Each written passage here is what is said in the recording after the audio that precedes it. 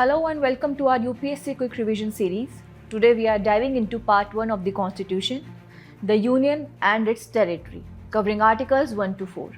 This is a foundational topic that explains India's political map and how Parliament can redraw state boundaries. We will start with Article 1, then cover the powers of Parliament under Articles 2 and 3, look at the specific procedure in Article 3, and finally wrap up with the implications of Article 4. Let's begin. First up, Article 1, Clause 1 famously declares India, that is Bharat, shall be a union of states. This phrase, union of states, is crucial for two reasons. First, unlike the USA, the Indian Federation isn't the result of an agreement among states. Second, and most importantly, this means no state has the right to secede or break away from the union. Clause 3 then defines the territory of India, which includes the states and union territories and any other territories India might acquire in the future.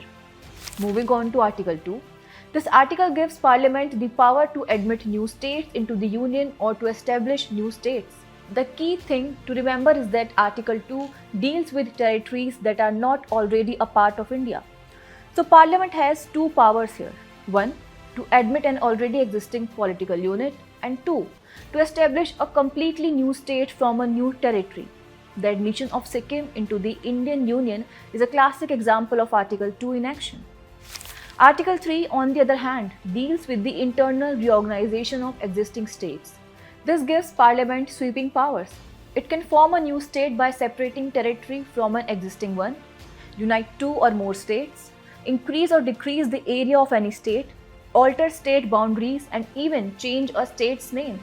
It's because of these extensive powers that India is often described as an indestructible union of destructible states. The union is permanent, but the states' boundaries are flexible. So how does this reorganization happen? There is a specific procedure under Article 3. First, a bill for this purpose can only be introduced in Parliament with the President's prior recommendation.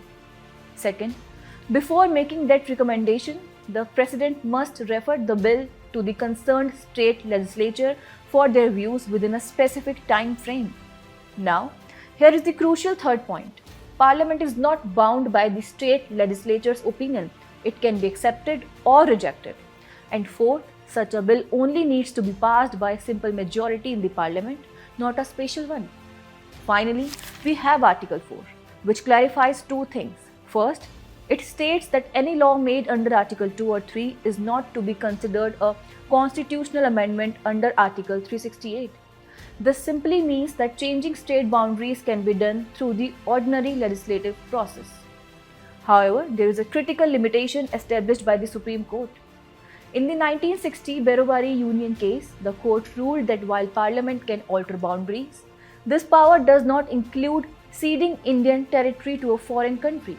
To do that, a formal constitutional amendment under Article 368 is mandatory. Alright, let's test your understanding.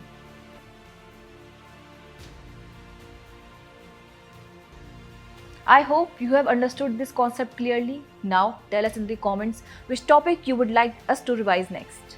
Till then, keep watching Vision IAS Quick Revision series.